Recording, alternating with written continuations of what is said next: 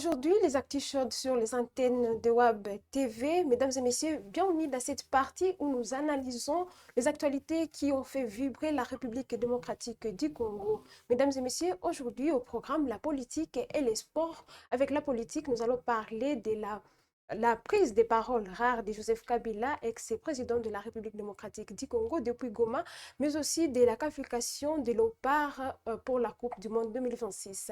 Je ne suis pas seule, je suis avec deux invités à qui nous disons bienvenue. Bonjour Jenny. Bonjour Aurélie, bonjour à tous les téléspectateurs et bonjour à Gaëtan. Bonjour Gaïta. Bonjour Aurélie, bonjour à Jenny avec qui on va partager ces plateaux. Merci beaucoup et merci d'avoir accepté notre invitation, chers invités. Bon, c'est un rendez-vous hebdomadaire, hein. Pourquoi ne pas être présent? Voilà. Merci. Depuis Goma, Joseph Kabila a contesté sa condamnation de mort, où il a aussi nié la liaison avec le 1-23.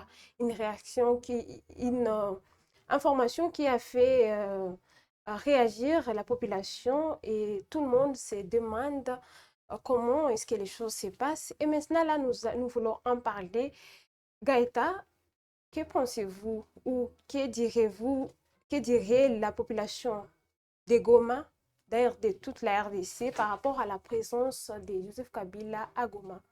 Bon, d'abord moi je dirais que c'est quelque chose d'assez impressionnant de voir qu'un ancien président de la République séjourne dans une région dite contrôlée par un mouvement insurrectionnel qui a décidé de prendre les armes contre, n'est-ce pas, le président actuel, un mouvement insurrectionnel qui partage quasiment les mêmes revendications que disons que l'ancien président de la République qui séjourne à Goma. Donc, à la fois, c'est impressionnant, mais aussi c'est un peu normal de voir que du fait de ces statuts, de ces nouveaux statuts de Goma d'être devenu la capitale de la révolution, puisque c'est Goma qui regorge l'AFC M23 actuellement. Et donc, c'est tout à fait normal. Moi, je pense que tous les révolutionnaires contre les régimes de Félix-Antoine Tshisekedi Chilombo puissent, n'est-ce pas, se liguer et puissent, n'est-ce pas, venir, comment dirais-je, séjourner à Goma. Donc moi, je trouve que c'est tout à fait normal, mais c'est aussi impressionnant parce qu'on ne s'attendait pas à ce que Kabila puisse séjourner à Goma. On ne s'attendait pas également qu'il puisse prendre autant de fois la parole comme il est en train de le faire actuellement. Merci beaucoup. Et vous avez dit que vous trouvez normal, Jenny, vous partagez les mêmes avis? Bon, moi je pense que c'est plutôt un Joseph Kabila qui, s'il veut être en République démocratique du Congo, s'il veut séjourner en République démocratique du Congo, il ne peut que s'installer dans une zone qui n'est pas contrôlée par le gouvernement. Pourquoi? Parce qu'il est condamné à mort. Et Mais il qui a dit, nié. bon, oui, il a nié, mais il y a déjà une décision au niveau de la justice, hein. C'est vrai, avec tout ce qui se passe, ces conflits avec les régimes actuels de Félix Tshisekedi, je ne vois pas un Joseph Kabila aller à Lubumbashi, je ne le vois pas aller à Kinshasa, je ne le vois pas aller à Kindu ou dans d'autres zones, justement, qui sont contrôlées par le gouvernement de Kinshasa. Donc, être à Goma, c'est là où il, il est là où on a des autorités qui sont contre le pouvoir de Kinshasa. Kabila étant aussi contre le pouvoir de Kinshasa, déjà, bah, ils peuvent donc cohabiter ensemble. Ils peuvent être ici. Il n'est pas les seuls. Nous voyons souvent ceux-là qui ne sont plus, en tout cas, bien vus au niveau de Kinshasa, venir facilement à Goma sans pour autant être inquiétés, tout comme ceux-là qui sont aussi en faveur ou qui partagent la vision de la FCM23, c'est difficile de les voir à Kinshasa ou dans les zones contrôlées par le gouvernement de Kinshasa. Donc c'est un peu C'est ça, mais normal. bon, oui, c'est normal justement, mais la particularité, c'est vrai, c'est avec Joseph Kabila, tout ce qu'il représente, toutes les accusations qui pèsent sur lui. Donc c'est ça, c'est ce qui étonne un peu, les voir directement s'installer à Goma, faire des interviews à Goma sans pour autant être inquiété.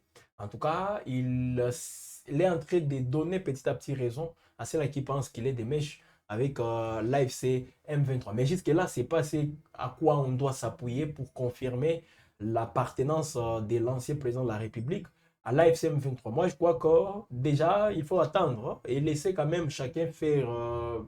Que chacun soit libre aussi de prendre ses initiatives, de faire ses choix. Kabila, s'il choisit de venir à Goma, libre à lui. S'il s'exprime, ou même si les propos qu'il est en train de tenir rencontrent les revendications de la FCM 23, libre à lui. Je ne vois pas les mal dans ça. Jusqu'à ce que, bah, parce que moi, personnellement, je ne peux pas affirmer si Kabila est avec la FCM 23. Bon, il y a des faits, si lui-même il les dit, si on les voit aussi dans les différentes réunions de la FCM 23, pourquoi il ne peut pas les faire? Qu'est-ce qui l'empêche de les faire? Et s'il est avec la FCM 23, tôt ou tard, on les saura. Mais pour l'instant, en tout cas, on n'a pas encore des preuves, hein, justement, qui prouvent combien de fois il est avec la FCM 23, nonobstant tout ce qui se raconte, souvent avec les dirigeants de la Alors, sous-région. sa présence ici à Goma ne peut-il pas avoir de l'impact sur la population de Goma? Bon, un Au impact. niveau, voilà, Bon, Joseph Kabila est très là, comme je l'ai dit, il vient aussi comme un Congolais. Oui, sénateur à vie, ancien président de la République. Et d'ailleurs, c'est quelqu'un mais il qui... se peut qu'actuellement, tous les gens de l'Est, tous les gens de Goma sont des Rwandais, vu que, Bon, voilà. ça...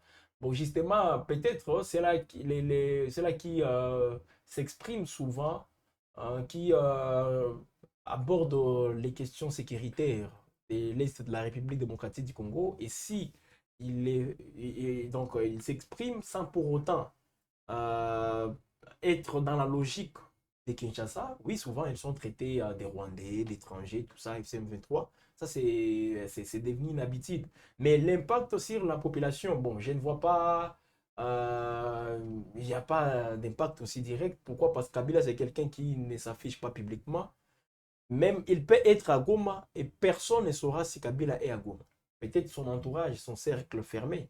Mais personne ne saura. Pourquoi? Parce que c'est quelqu'un qui continue toujours il est dans son, comment dire, dans son silence aussi légendaire. Il ne s'expose pas souvent. Donc, il peut être à Goma tout comme il n'est pas à Goma, mais ça ne peut pas changer grand-chose. Bien qu'on les voit aujourd'hui s'exprimer aussi au nom de cette population, il est en train de le faire, hein. Il prend justement à bras le corps la souffrance des populations. Oui, il n'y a pas de banques ici, donc au niveau des Goma, il n'y a pas. Les gens souffrent justement. Kabila essaie un peu de lever haut la voix de cette population. Mais bon, est-ce que ça a de l'impact vu tout ce qu'on est en train de coller à Joseph Kabila? Voilà pourquoi moi je ne vois pas de l'impact par rapport à ça. Est-ce que Kabila est venu dans une ville où il n'y a pas de banque, est-ce qu'il est venu avec une somme d'argent importante qu'il a déversée dans une banque pour que l'argent circule au sein de la population?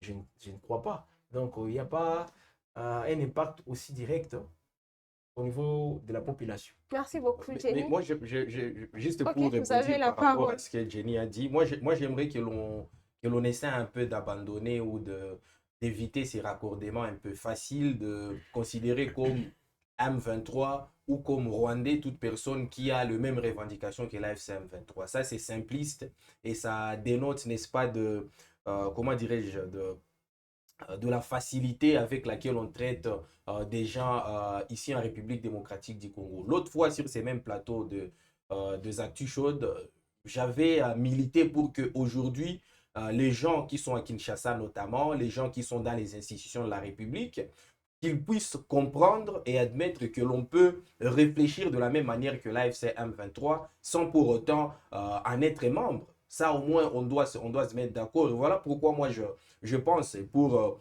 revenir à votre question sur la présence de Joseph Kabila ici et l'effet que ça fait, moi, je pense que, d'ailleurs, Jenny l'a dit très bien, aujourd'hui, la seule ville où il peut se sentir en sécurité, c'est une ville contrôlée par une autre force que les régimes de Kinshasa qui les combat assez ouvertement. On voit comment, n'est-ce pas, ses biens sont attaqués à Kinshasa, ses résidences sont également attaquées à Kinshasa, ses proches sont jour et nuit arrêtés et enlevés à Kinshasa. Donc, si vous voulez, il ne peut pas se sentir en sécurité dans une autre partie de la République qui est celle contrôlée par l'AFC M23 qui partage le même revendication que lui. Voilà pourquoi il se trouve à Goma. Mais de là dire aussi facilement que Joseph Kabila, ipso facto, comme il se trouve à Goma, et comme je vois d'ailleurs beaucoup d'acteurs politiques de l'opposition ici à Goma, j'en vois d'Ensemble, j'en vois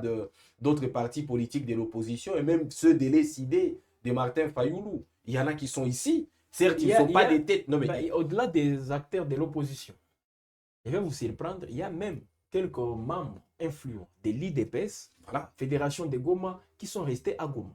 Ils sont toujours là. Ben, c'est vrai, il y a parmi eux ceux-là qui avaient pris, bon, je ne peux pas dire qu'ils ont pris fuite, mais qui avaient quitté la ville de Goma. Mais il y a d'autres qui sont là et ils ne font pas leur politique comme il faut. Parce que c'est vrai, la politique n'existe presque plus à Goma, dans les zones contrôlées par l'AFCM 23, parce que c'est un contexte aussi exceptionnel et les partis politiques sont, je dirais, en berne. Actuellement, les partis politiques ne fonctionnent pas comme tels. Mais Joseph Kabila, il est là. Oui, il y en a d'ensemble. Il y en a de. Et surtout, ce sont les journalistes. C'est quoi les partis là d'Enzangi?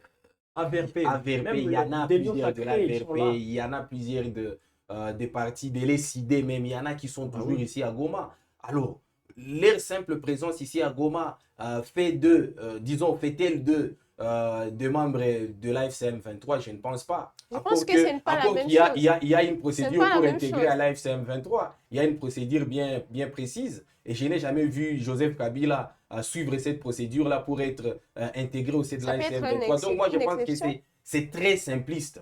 C'est très simpliste et ces raccordements faciles-là prouvent au fait, n'est-ce pas, c'est pas un manque d'intelligence, mais c'est un manque de courage de réfléchir profondément qui fait qu'aujourd'hui, tous ceux qui sont en Goma soient considérés comme des Rwandais par ricochet de membres de l'AFCM 23. C'est aussi chercher des justifications. Il y a en face une mauvaise gestion et on fait tout pour désorienter l'attention de la population. Une population qui attend beaucoup des choses du gouvernement.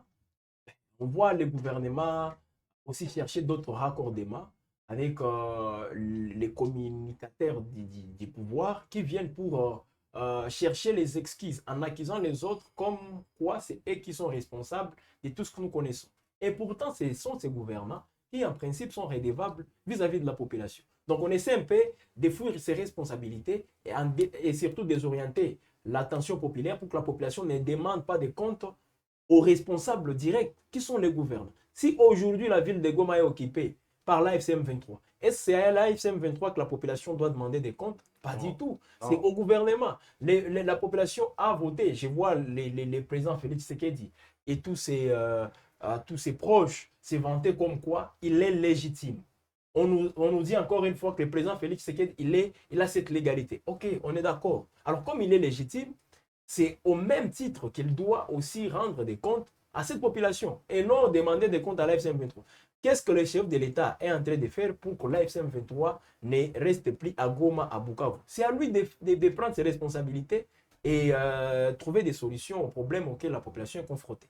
Alors peut-être là où il faut peut-être un peu de la lumière, c'est au niveau où Joseph Kabila, à son époque, il a été combattu toujours par l'F-123. Bon, le M23. Oui. Le M23.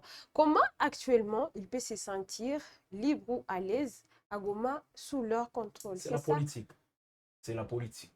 Vous expliquez? Qu'est-ce que ça veut dire? En politique, on n'a pas des ennemis éternels, tout comme des amis éternels. Donc, en 2012-2013, Joseph Kabila avait comme ennemi, je dirais armé, l'M23. L'époque, l'M23. Aujourd'hui, Joseph Kabila n'est pas au pouvoir. Nous connaissons tous les contextes qui a vu l'AFCM 23 revenir encore, reprendre les armes contre un pouvoir en République démocratique du Congo. Et le pouvoir est entre les mains de qui? De Félix Tshisekedi. Donc, au-delà de tout ce qu'on peut dire, oui, les M23, ce sont les ennemis de la République démocratique du Congo. Ça aussi, on peut le dire, mais là, on est en train d'exagérer. Pourquoi? Parce que oui, on peut lier l'AFCM 23 au Rwanda, mais il faut tenir compte d'un aspect très important. C'est que l'AFCM 23 est aussi composé des Congolais. Étant composé des Congolais, donc, il y a une part aussi des responsabilités au niveau national qu'on ne doit pas minimiser. Alors, déjà, Joseph Kabila, comme opposant politique, Félix Tshisekedi, l'AFCM 23, comme opposant armé à Félix Tshisekedi, à un certain moment, comme Gaëtan l'a dit, il y a des revendications. Il y a des fois où ils ont les mêmes revendications.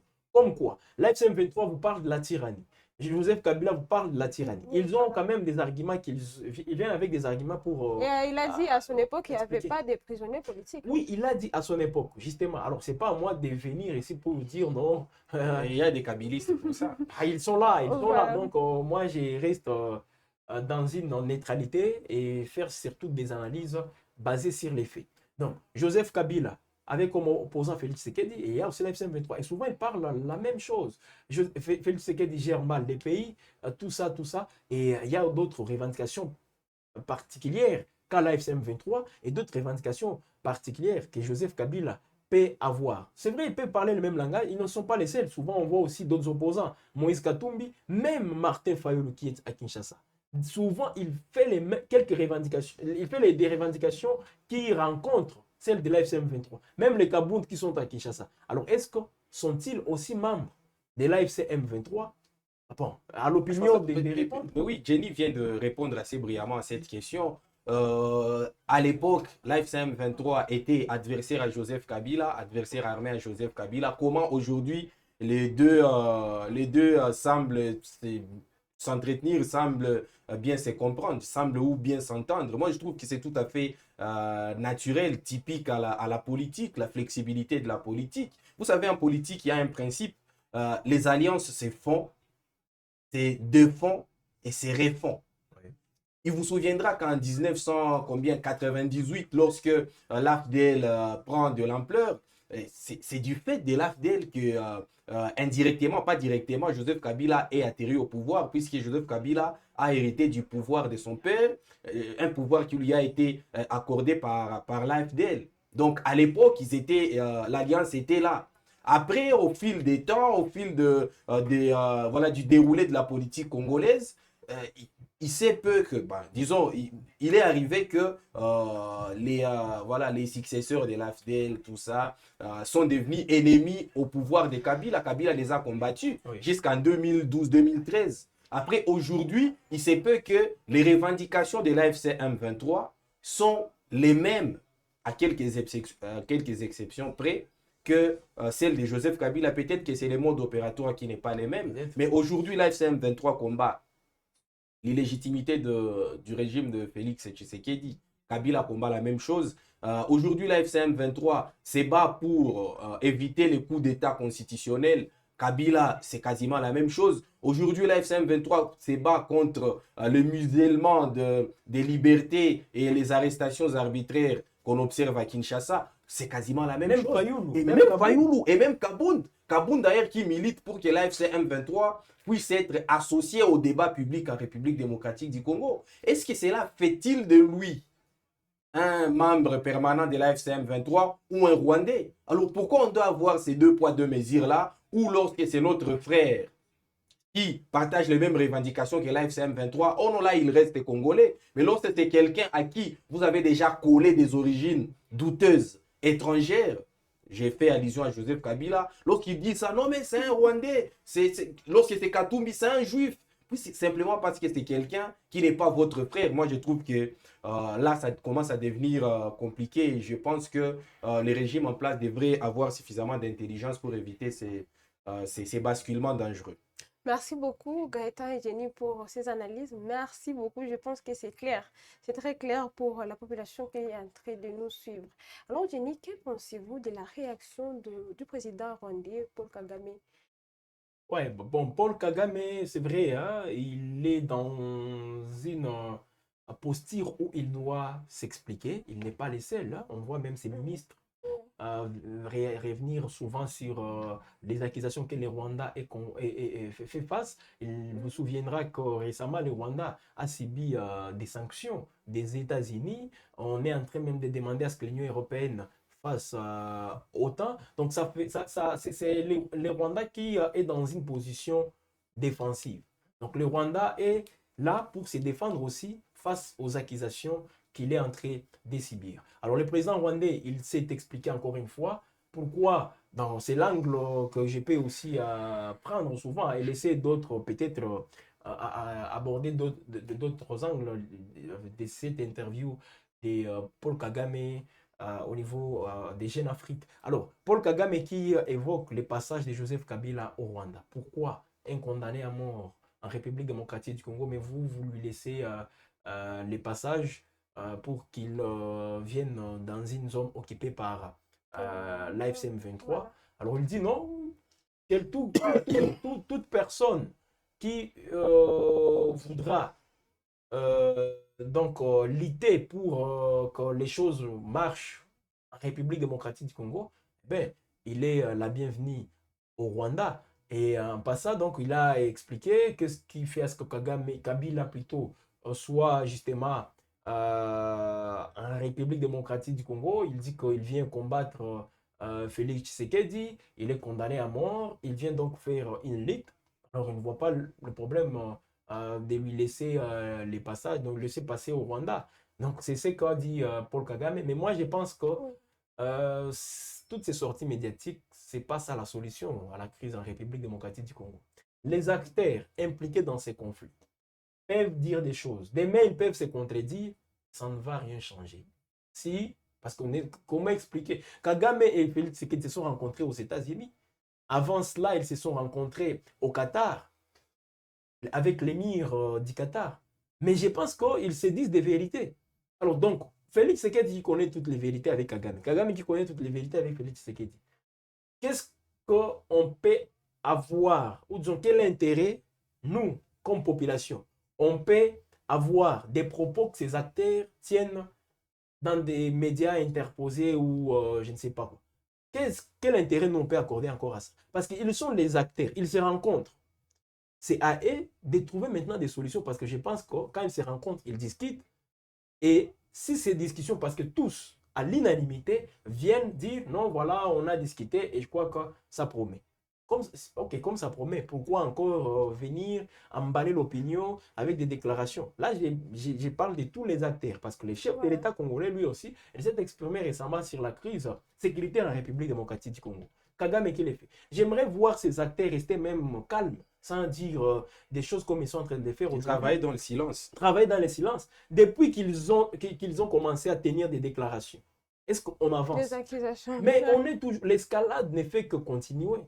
L'escalade ne fait que continuer. Donc, au lieu de parler, au lieu de donner de la matière aux médias, oui, nous aussi, nous sommes les acteurs des médias, mais c'est mettant en avant l'intérêt général de toute la population, je pense qu'il serait mieux qu'ils restent calmes, qu'ils travaillent en silence. C'est possible. Ou soit laisser d'autres responsables, donc quel est le terme que je peux utiliser?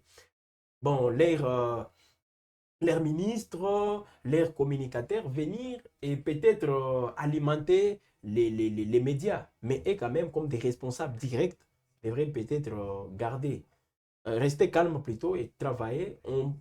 On comprendra ce qu'ils sont en train de faire via les actes qu'ils peuvent poser. Merci beaucoup, Jenny. Merci. Vous avez un ajout, Gaëta? Bon, par rapport au propos de Kagame, Voilà. moi je trouve que c'est voilà, c'est quasiment la générique. Il a nié l'implication du Rwanda. Ça a été fait 1500 fois, 10 000 fois. Voilà pourquoi je rejoins Jenny lorsqu'il dit que ces paroles finalement ne nous font avancer nulle part. Mis à part peut-être que ça jette encore un peu plus de l'huile sur les feux. C'est on veut à tout prix éviter. Donc il a déjà nié 1500 fois. Il a déjà donné sa propre version, n'est-ce pas, de cause profonde des conflits à l'est de la République démocratique du Congo. Une version qui est toujours rejetée par Kinshasa. On a l'impression que c'est un jeu de patates chaudes. Chacun est en train de rejeter à l'autre la responsabilité. Et finalement, on n'avance pas.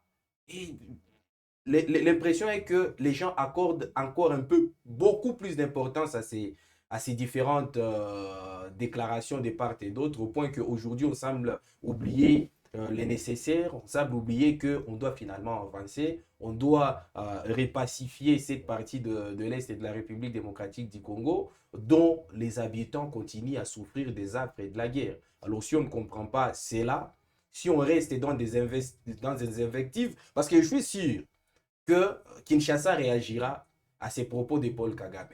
Il réagira Ben, avec le Kinshasa changement de la réagira, Constitution, n'est-ce pas? Kinshasa réagira, on peut déjà s'y attendre.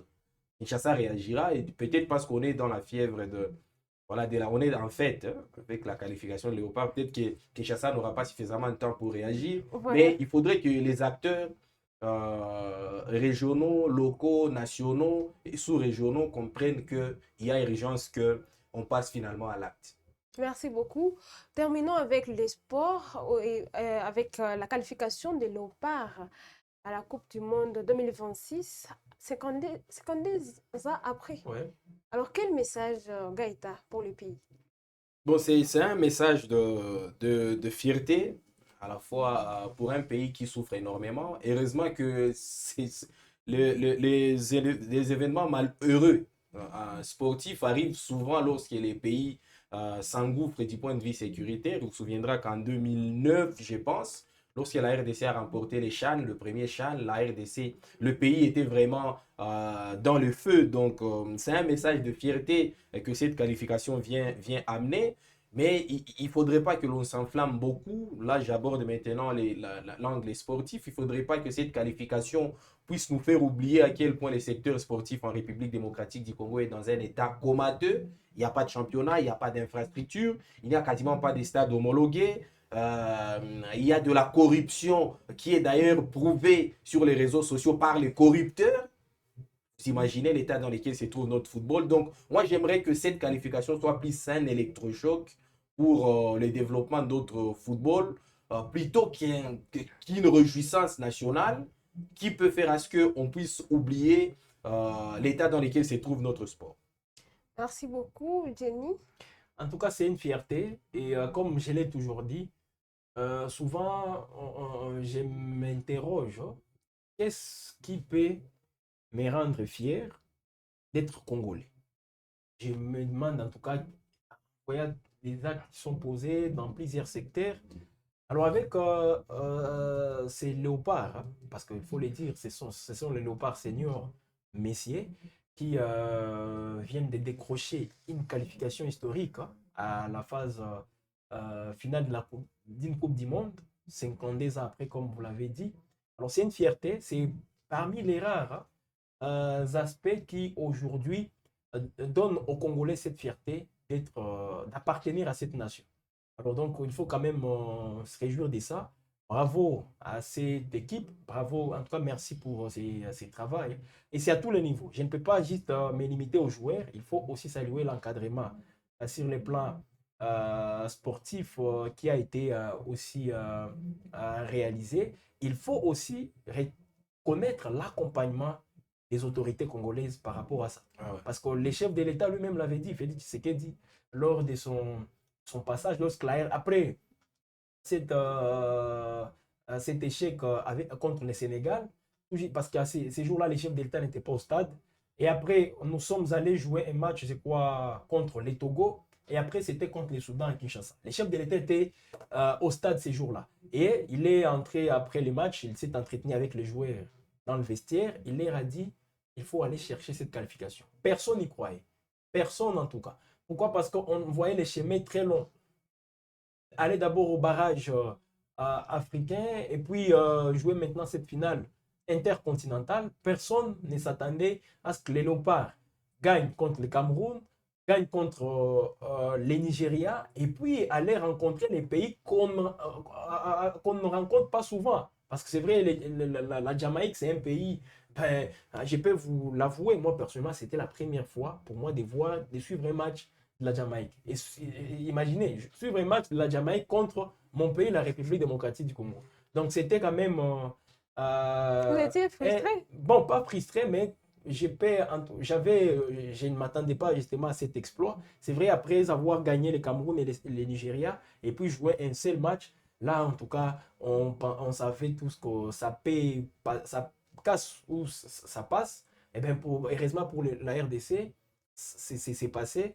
Donc, ce qui est quand même à saluer. Mais là, ce que je déplore, ce sont des récupérations politiques, encore une fois. Vous avez vu les ministres des... La com. Avant lui, c'était le ministre des Sports, Des sports, Didier oui. Boudimbo. Et puis, hier, comme si on est en train d'institutionnaliser cette pratique, c'est le gouverneur du site qui vient et tous les mérites, c'est à Félix Tshisekedi. Pour lui, c'est les seuls, tous ces présidents qui ont qui ont précédé Félix Tshisekedi ont échoué. Et Mobutu l'avait fait. Mobutu fait partie des prédécesseurs de Félix Tshisekedi. Il est les premiers d'abord. Donc aujourd'hui, pour les sports congolais, parce que je dirais, les bonnes périodes, les moments phares du sport congolais, c'est sous Mobutu. La RDC a remporté les 2 CAN. C'était sous Mobutu. La RDC, les Ligues des Champions, nos clubs ont remporté. Les 2 CHAN, c'est sous Kabila. Les 2 CHAN, c'est sous Kabila. Une demi-finale de CAN aussi. Une demi-finale de CAN, une 3e place. Donc, nous étions sur les podiums. On a vu donc tout ça. Joseph Kabila peut aussi revendiquer cela. Mobutu. Les seuls CAN de la RDC, les 2 étoiles sur notre maillot, c'est avec Mobutu en 68 et en 74. C'est sous Mobutu.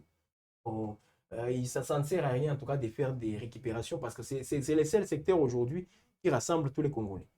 On est fiers, même les opposants, vous avez vu des déclarations ça et là. Et moi, je suis sûr et certain que ces déclarations des opposants n'ont rien d'hypocrite. Non, ce sont des déclarations aussi de fond de cœur comme des Congolais qui aiment ces pays et qui sont aussi contents de voir les Léopards aller à la Coupe du Monde. Vous avez vu même les Rwandais.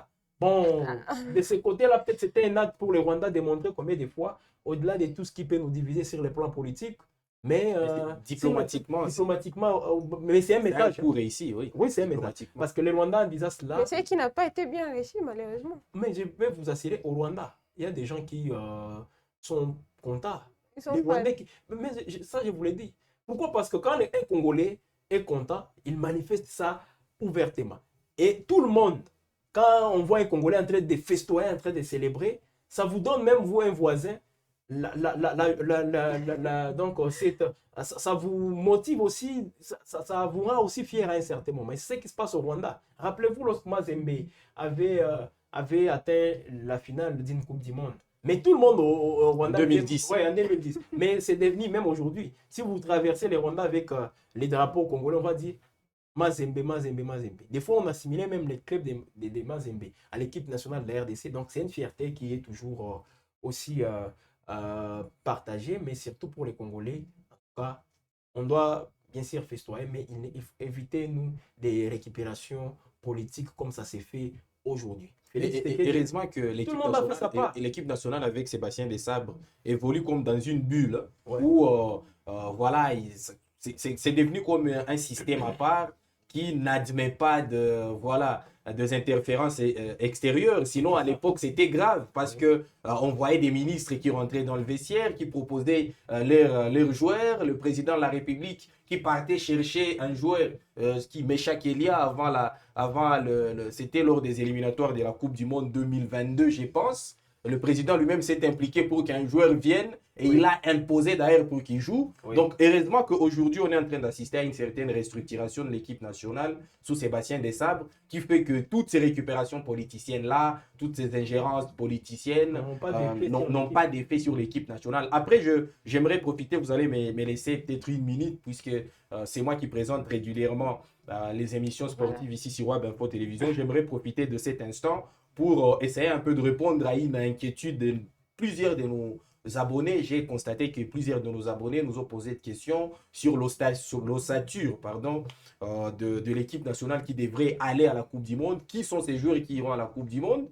Bon, de ma part, je ne suis pas en train de donner une information, je suis en train de donner une analyse puisque nous sommes dans les actus chauds où nous sommes appelés à donner nos différents points de vue. Moi, je pense qu'il sera très difficile d'intégrer de nouveaux joueurs. Pourquoi? Parce que déjà les timings posent problème. On n'est qu'à 3 mois du début de la Coupe du Monde. Donc déjà les timings posent problème. Après, il y a aussi cet esprit des groupes-là qu'il faille prioriser. Il y a un groupe avec lequel Sébastien Desabre est parti quasiment depuis 2022 jusqu'à maintenant et qui a atteint les pics des objectifs de Sébastien Desabre. Alors ce n'est pas aujourd'hui que Sébastien Desabre dirait, bon, finalement, vous, je vous laisse parce que vous n'avez pas suffisamment de qualité, je pars chercher d'autres joueurs. Moi, je ne pense pas que ce soit dit tout ça, la philosophie. Même les joueurs qu'on avait pistés depuis bien avant. Mais cela peut-être. Parce que cela, justement, cela peut-être. Parce qu'il y a des joueurs qui sont, comme qui dirait, dans le couloir de l'équipe nationale. Voilà. Ils ne sont pas encore rentrés véritablement dans l'ossature, mais ils sont déjà dans le couloir. Ils sont déjà en train de formaliser, disons, en train de finaliser les procédures d'acquisition de la nationalité sportive congolaise. Il y en a plusieurs, Willy Kambwala par exemple de Villarreal, il y a d'autres, Afimiko Pouloulou par exemple qui est déjà presque prêt, et il y en a d'autres, Stroïken c'est déjà bon. Il y a d'autres, celui de voilà, Warren Bondo également qui est déjà quasiment dans le couloir de l'équipe nationale. Ceux-là qui sont Donc, dans le couloir peuvent être alignés. ceux-là peuvent intégrer parce qu'il ne se posera pas un problème de temps, de timing. Vous imaginez dans 3 mois, aller chercher des joueurs, aller d'abord les convaincre à dire oui, puis commencer avec la lourde procédure de l'acquisition de la nationalité sportive, avec toute la lourdeur administrative qu'on reconnaît à la FIFA. Moi, je pense que ce ne sera pas possible. Et donc, nos abonnés peuvent déjà s'attendre à une liste qui ressemble, une liste définitive pour la Coupe du Monde qui ressemble à peu près à celle qui a joué les barrages intercontinentaux. À 90%. À 90%, voilà. Pourquoi pas 100%? 100% c'est non, difficile parce qu'il faut tenir aussi compte de la forme des joueurs, comment ils ça. vont se comporter en fin de saison avec leur club. Après, il y en a il n'y aura pas de blessures. Après, il y en a qui vont se blesser. Après, il y en a d'autres qui ont hérité des places, d'autres qui se sont blessés. Justement. En l'occurrence de Dylan Bantoubis, moi je ne le vois pas à la Coupe du Monde. Brian Baye, moi je ne le vois pas non plus à la Coupe du Monde. Donc il y en a qui vont intégrer forcément. Il y en a aussi qui vont réintégrer.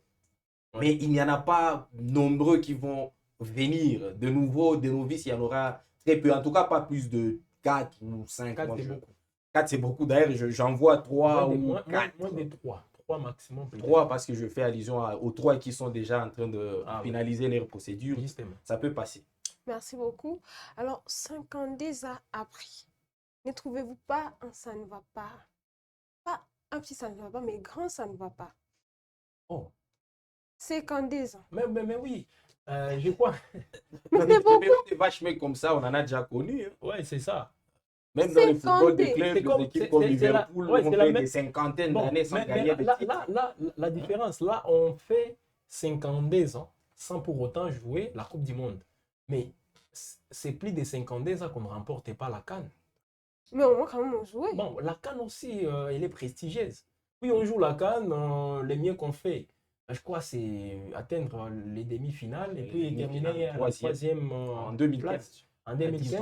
En 2024, on a loupé, 2023 plutôt, on a loupé la troisième place, rappelez-vous. Donc oui, on a fait des fois troisième en 98 et en 2015, n'est-ce pas? Donc il faut quand même, je pense si on avait raté cette qualification, cette question allait avoir raison d'être. Mais comme on s'est qualifié, eh ben, on va oublier. Moi, j'aimerais que l'on voit plus les verres à moitié plein qu'à moitié vide.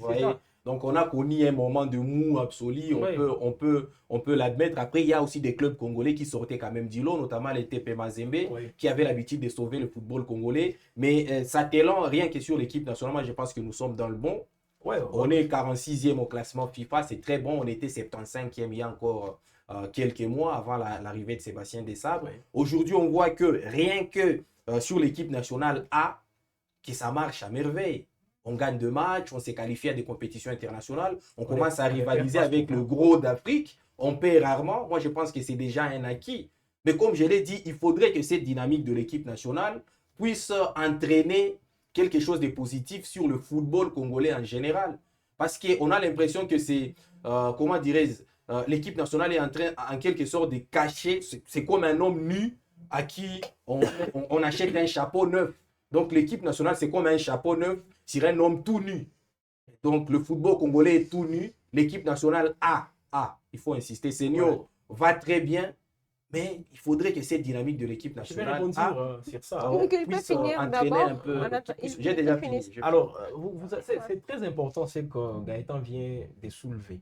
C'est vrai, on a une équipe nationale, mais le football ne se limite pas à la seule équipe nationale. Et le mal dans tout ça, c'est lequel? C'est vrai, on vient de se qualifier à la Coupe du Monde. Tous les yeux, les observateurs seront rivés sur la RDC. Ok, ces pays viennent de se qualifier 52 ans après. Qu'est-ce qui fait que ces pays se qualifient? On va se poser toutes ces questions. Il y a quelle structure? On va s'intéresser sur notre organisation, d'abord à l'interne.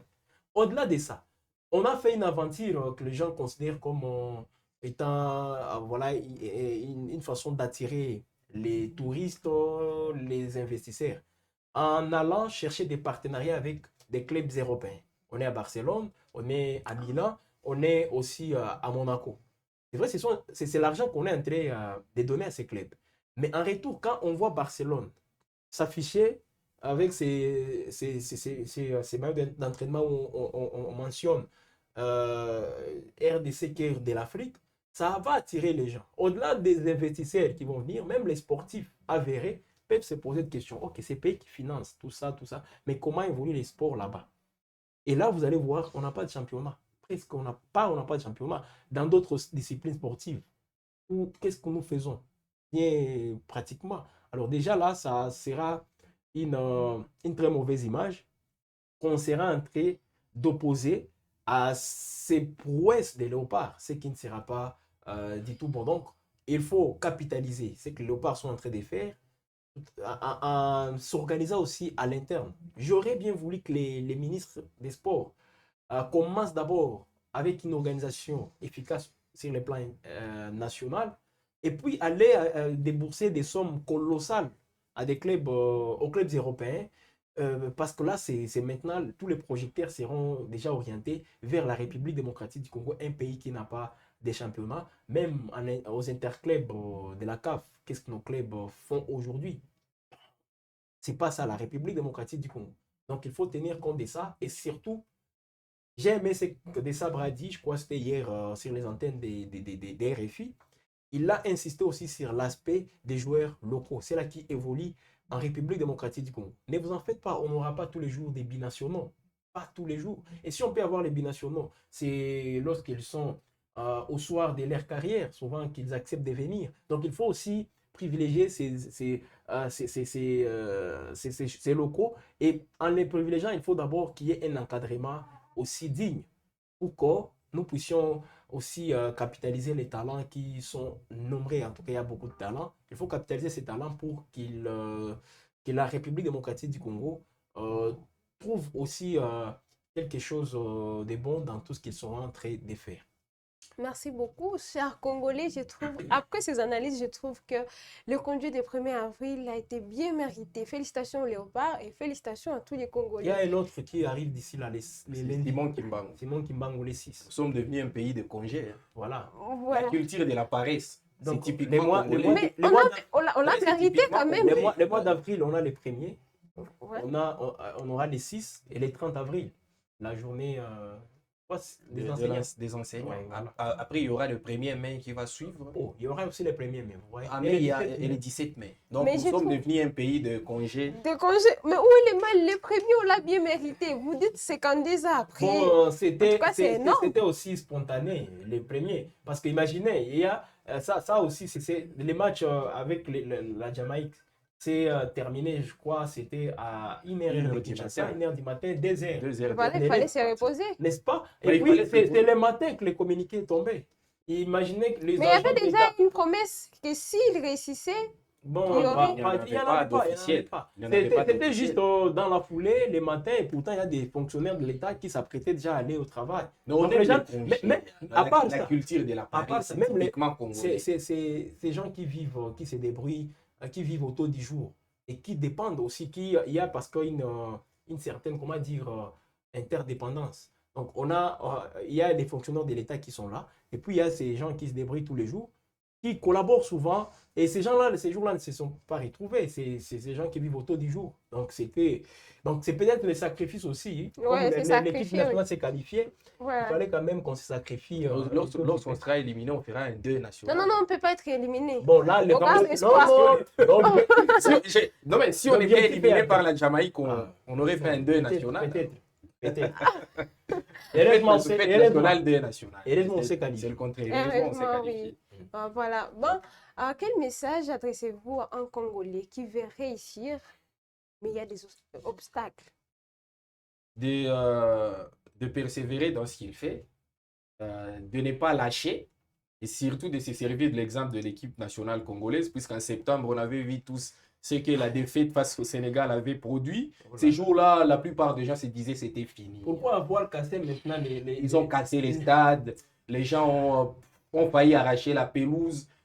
Tout le monde s'était dit ces jours-là, la plupart des gens, à part peut-être Sébastien Desabre et ses joueurs qui se sont remobilisés après, mais la plupart des Congolais s'étaient dit que c'était fini. Et heureusement que la résilience de l'équipe nationale, ces sentiments-là de ne jamais lâcher, qui nous ont transmis, peut aujourd'hui nous inspirer et nous dire que peu importe l'état dans lequel vous vous trouvez, peu importe la situation, le trou dans lequel vous tombez, vous pouvez facilement vous relever et réussir. Merci beaucoup. Nous sommes en train de clôturer. Jenny, quel message vous envoyez aux jeunes? Bon, les messages est les mêmes. Je crois que les Congolais, conscients là où ils sont, ils peuvent aussi capitaliser cette attitude des léopards. Et si nous arrivons à le faire tous, je crois qu'on peut surmonter tous ces défis auxquels les pays est confronté sur les plans sécuritaires, économiques. Les Congos, c'est un chantier. Un chantier, et souvent on a l'impression que c'est un chantier éternel, mais avec ce travail de léopard, je crois qu'on peut répartir. Parce que si vous voyez 50 ans après, et les problèmes, d'abord sur le plan sécuritaire, ça commence depuis 1900, on l'a dit 1994, mais les causes profondes, c'est au-delà, c'est bien avant 1994, mais je crois qu'on peut aussi faire mieux, on peut donc s'en sortir. Donc il faut plutôt prendre conscience et travailler comme il faut. La population, surtout les dirigeants. Surtout les dirigeants. Donc tout le monde à son niveau, il faut quand même qu'on arrive à surmonter tous ces défis. Merci beaucoup. C'est la fin de ces actus chaudes. Merci de nous avoir suivis. Merci à nos invités. Jenny, Gaëtan, nous vous disons merci. Merci. Merci, chers téléspectateurs. À la prochaine édition.